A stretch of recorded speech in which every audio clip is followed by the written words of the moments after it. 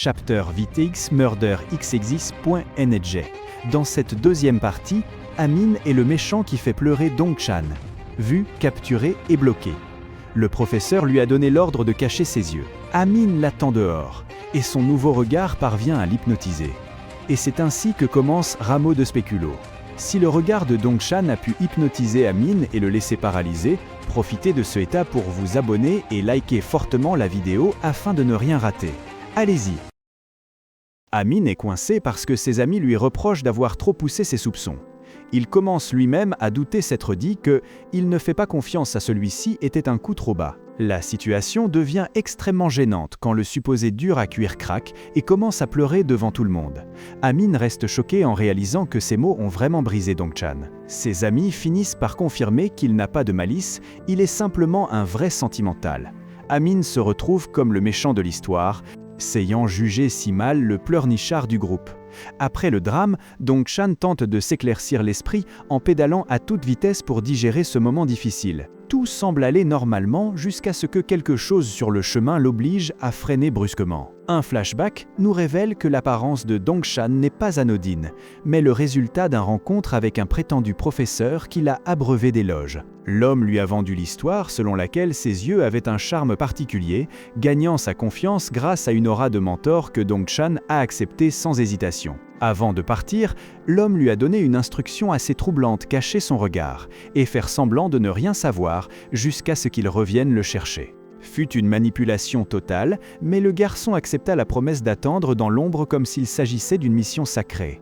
De retour au présent, c'est la réalité lui assène un coup en pleine figure alors qu'il pédale, les larmes aux yeux le professeur l'a de nouveau escroqué. Et il ne reviendra jamais. Il se sent bête d'avoir suivi ce conseil, pour finir par devenir le bizarre dont tout le monde se méfie. Et au milieu des sanglots, quelque chose dans sa tête fait clic, il décide qu'il en a assez. Dong-chan est déjà dans le salon, déterminé à effacer toute trace du professeur de son visage.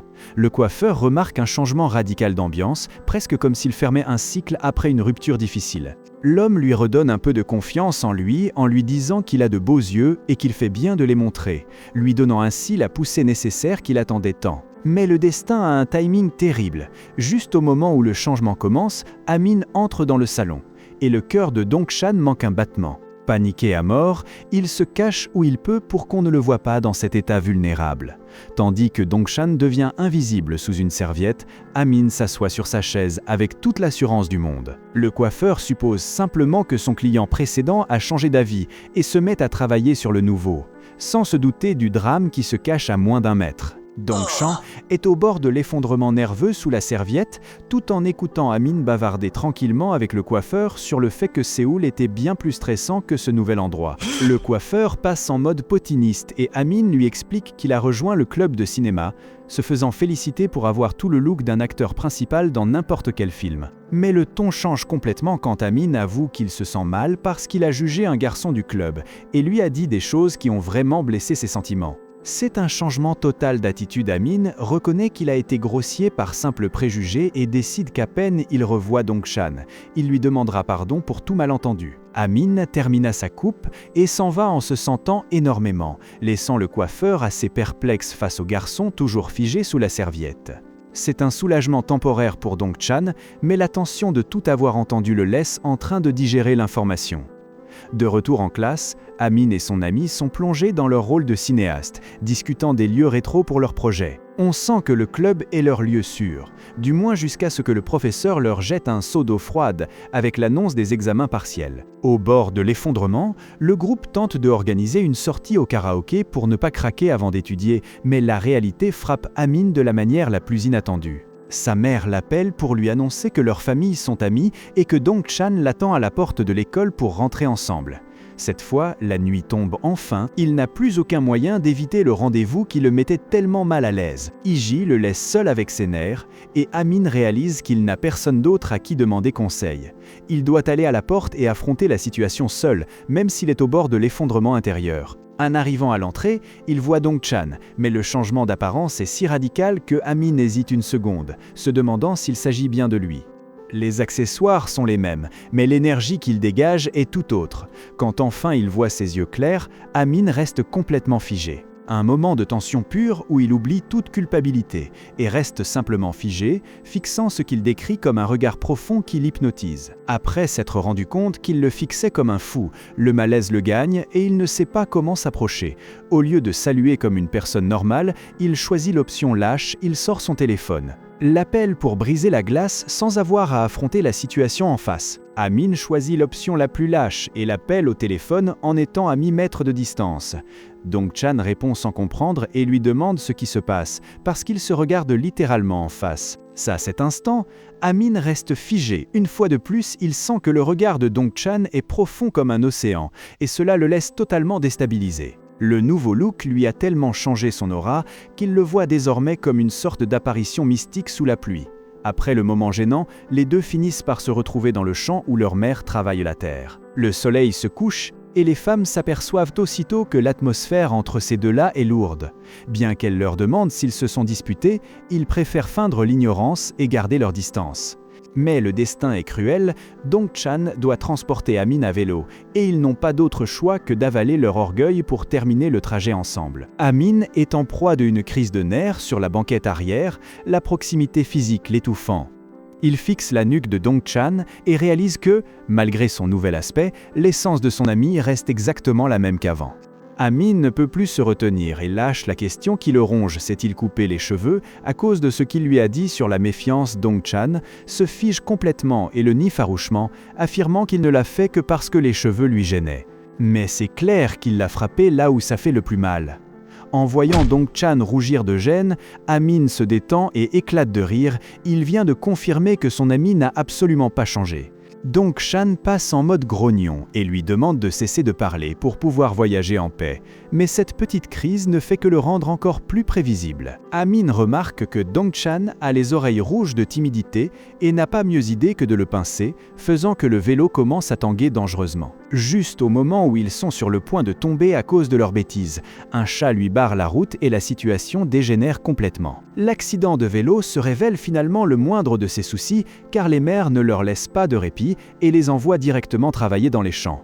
Passant d'une tension dramatique à une situation totalement ridicule, sont habillés de pantalons fleuris géants et de chapeaux de fermier pour se protéger du soleil.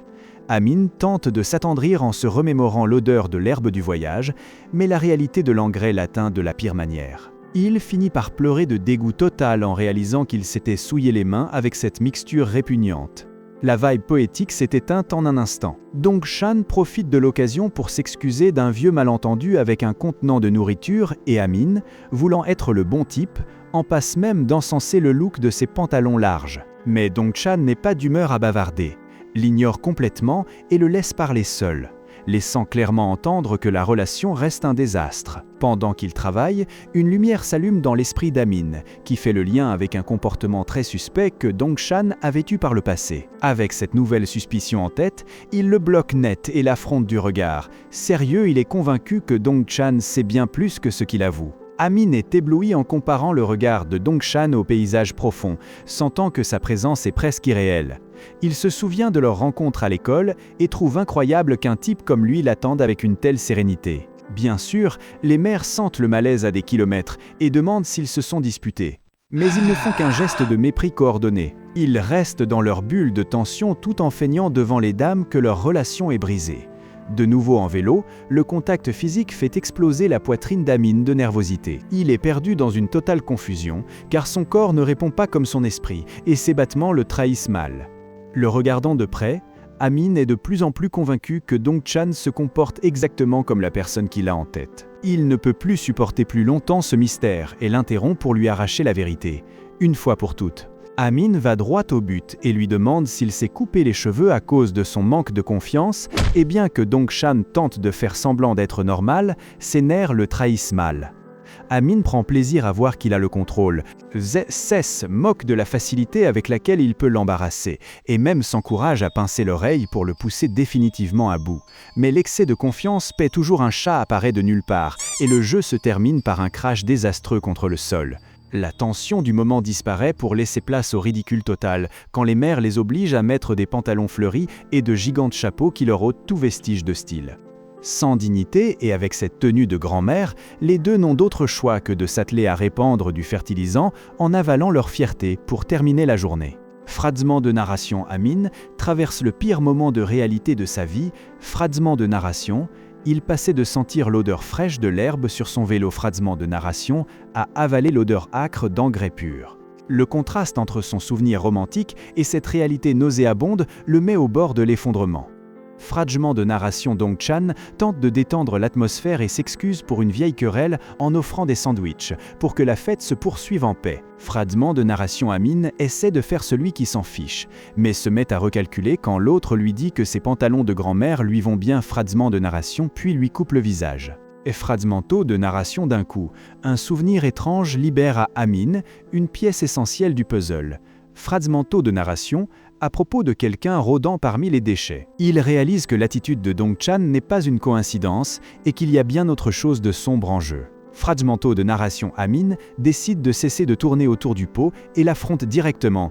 Tu sais quelque chose. Fragmento de narration. Dong-chan cesse de feindre l'innocence et admet qu'il a un suspect en vue. Fragmento de narration, bien qu'il n'ose toujours pas prononcer le nom. Fragmento de narration, l'atmosphère devient lourde. Fragment de narration, lorsque Dong-chan décrit le coupable comme la personne la plus odieuse de toute la région. Ce n'est plus seulement un malentendu scolaire. Ils savent maintenant qu'une personne véritablement répugnante les suit pas à pas. Dong-chan est déterminé à poursuivre ses veilles nocturnes, et bien qu'il ne fasse confiance à personne, il finit par demander de l'aide à Amin. C'est un geste risqué qui fait que Amin se demande sérieusement s'il veut vraiment s'engager dans une affaire aussi lourde.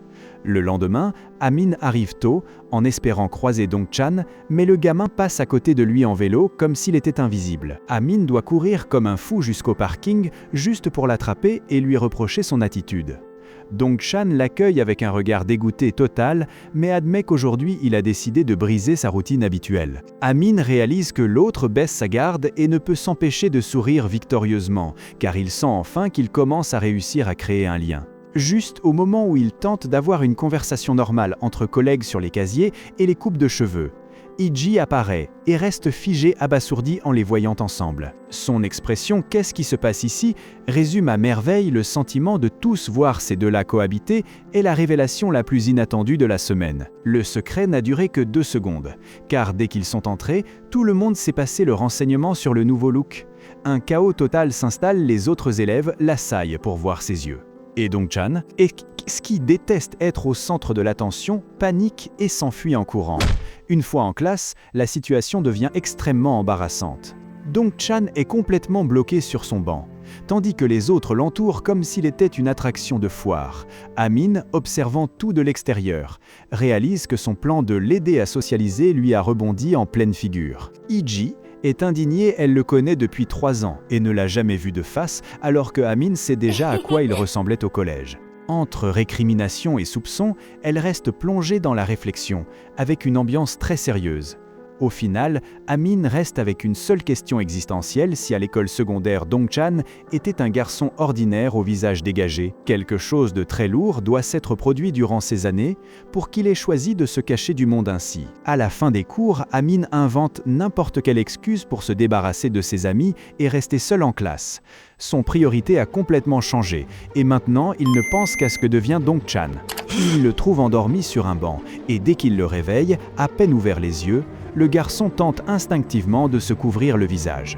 Mais Amin s'arrête net en lui saisissant la main, empêchant qu'il ne se cache à nouveau derrière ses cheveux.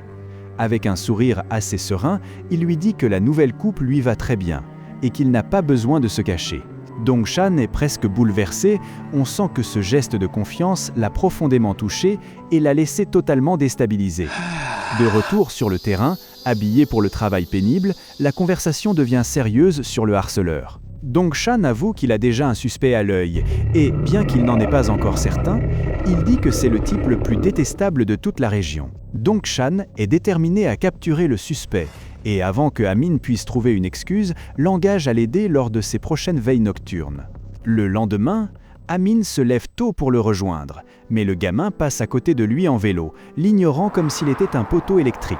Amin le rattrape essoufflé et s'offre un regard de mépris total, bien qu'on sent qu'elle est satisfaite parce que la dynamique entre les deux finit par sembler réelle. La sérénité s'arrête en entrant à l'école. où Heiji apparaît soudainement et reste en choc total en voyant que Dong-chan a enfin eu le courage de montrer son visage. Le nouveau look de Dong-chan est un véritable cataclysme, et les gamins se jettent dessus comme s'il était une célébrité juste pour voir ses yeux. C'est trop pour lui. Alors il panique et s'enfuit en courant du lieu pour éviter d'être harcelé. Il se retrouve finalement caché dans une salle vide, la tête baissée, tandis que Amin réalise que le changement d'apparence a eu l'effet opposé à celui qu'ils espéraient.